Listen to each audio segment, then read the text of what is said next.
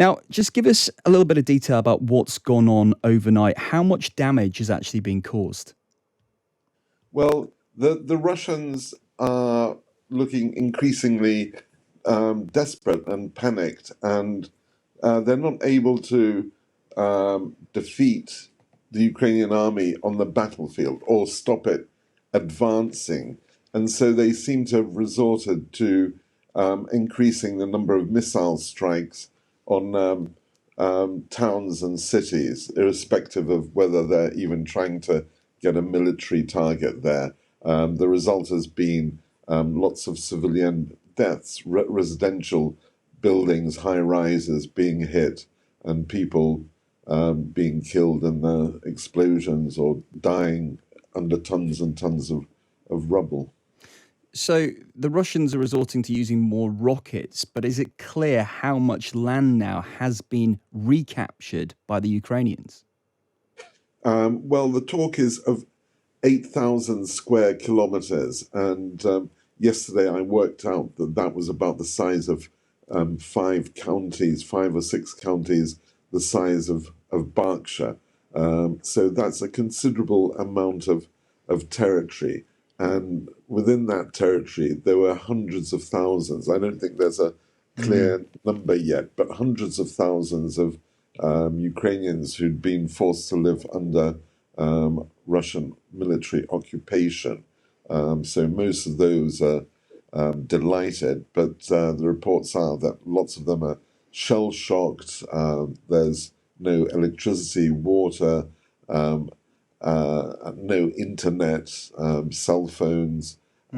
So there's a lot of rebuilding to be done, and lots of people need to reacclimatize to living in some sort of normality for them. And when the Ukrainians go into these villages and towns and recapture them, what are the people who are in these villages saying to the troops there? How have they been treated over the last 7.5 months? It seems to vary.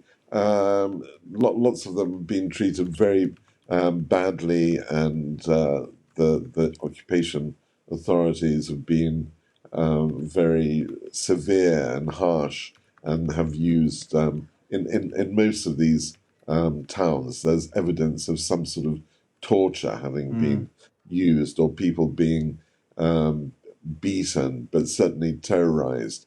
In other places, people have said that several times during the occupation, they've had some sort of food and bread distributed. So a lot of it seems to be down to who the local occupation authorities are, but mostly they've been treated very harshly and like an occupied people, not the sort of fraternal Slav brothers that Putin tries to, in his illusory way, paint Ukraine. Yeah.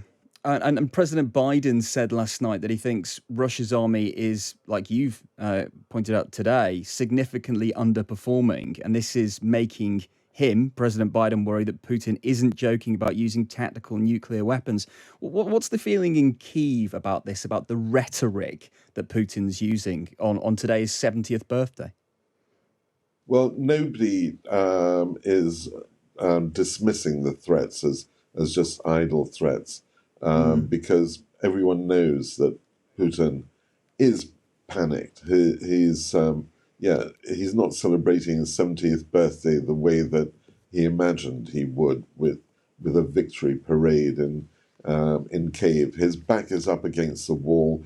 His political future is on the line, and in Russia, that means that his actual life is on the line. He's shown that he has no feelings about, no compunction about sending tens of thousands of his own people to their deaths in Ukraine. And so certainly he doesn't care about Ukrainian lives. And so there is a real danger that he'll use nuclear weapons, although I've been told by Western experts and Ukrainian experts that he might use biochemical chemical or thermobaric weapons first to test what the reaction from the West would be.